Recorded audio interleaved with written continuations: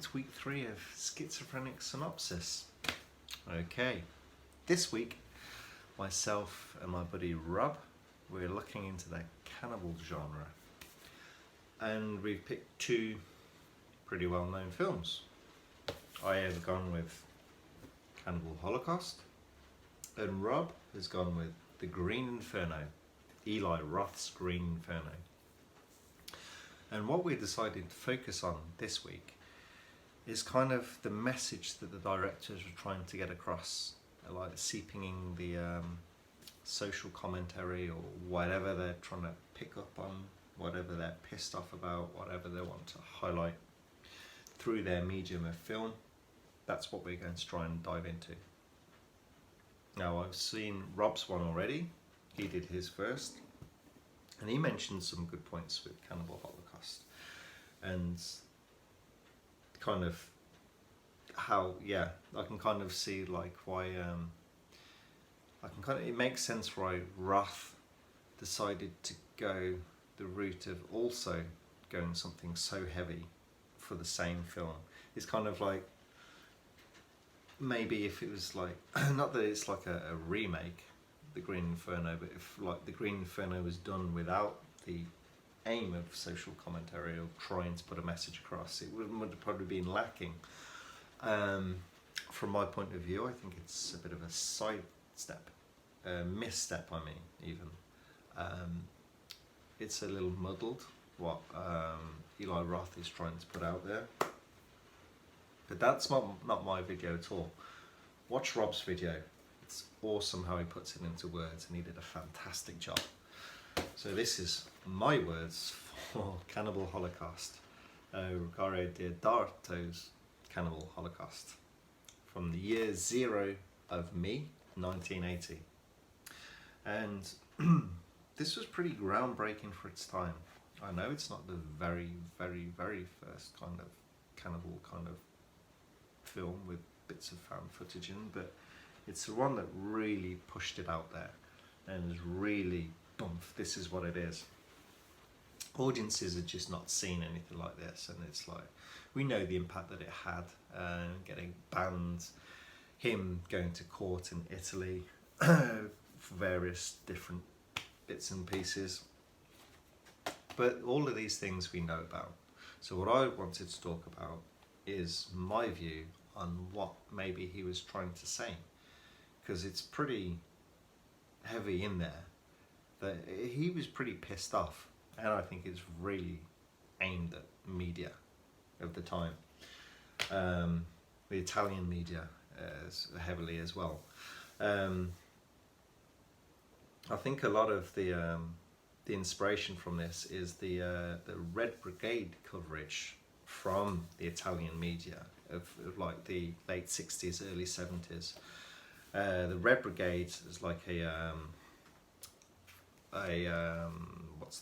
left-wing terrorist organisation, and they're responsible for like assassinations and kidnappings and various other atrocities. Not particularly nice group of people, but Deodaro thought that and felt that this was staged. It's kind of like Mondo tactics. So it was the Mondo exploitation documentary films, which exploited like death and violence and things like that, but edited with stage sequences for a skewed kind of message on like what the narrative of what the media wanted to say and what the documentary makers wanted to say.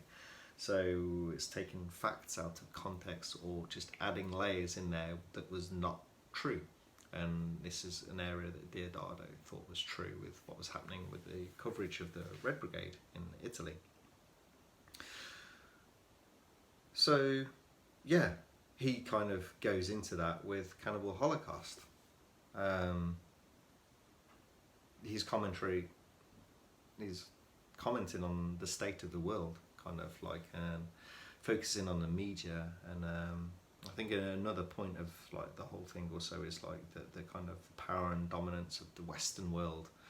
It's like we look at this film and it's like, oh, these kind of savage people. It's like Western world, we're automatically higher in the food chain. We're obviously higher above straight away, just because we have fast cars and CD players and various other luxuries that these, as I say, savages don't have.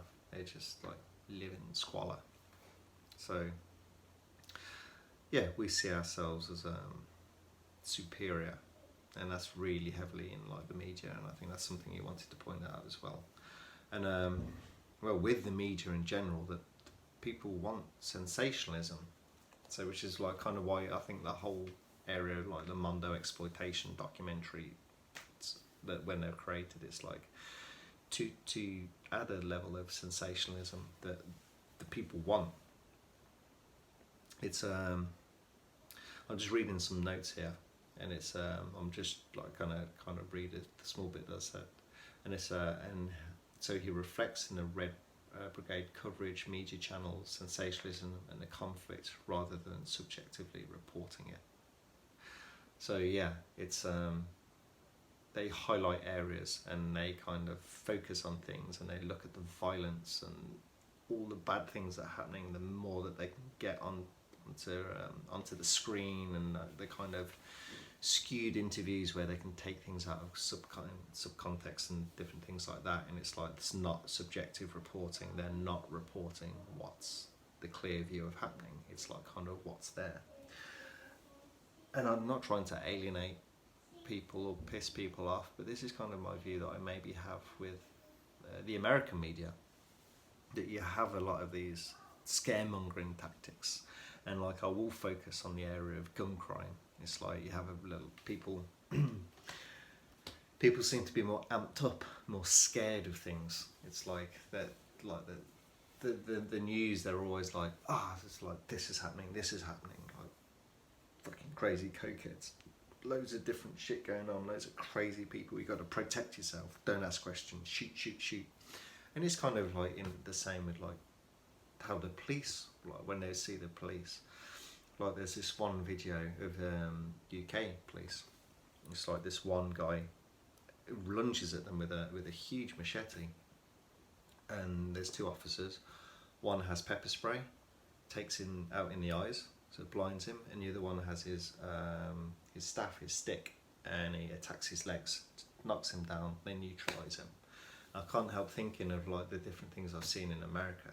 The guy would be shot 15, 20 times with like no questions, and that's what I mean. It's like that whole culture of shoot first, ask later. It's kind of through, I think that's media's fault, and that's kind of something that's grown and grown. It's like Diodado could see things like this happening, and like to see the progression of how it is nearly like 40 years on. It's like how much, like I said, scaremongering. It's kind of scaremongering, like how much this has happened and changed. It's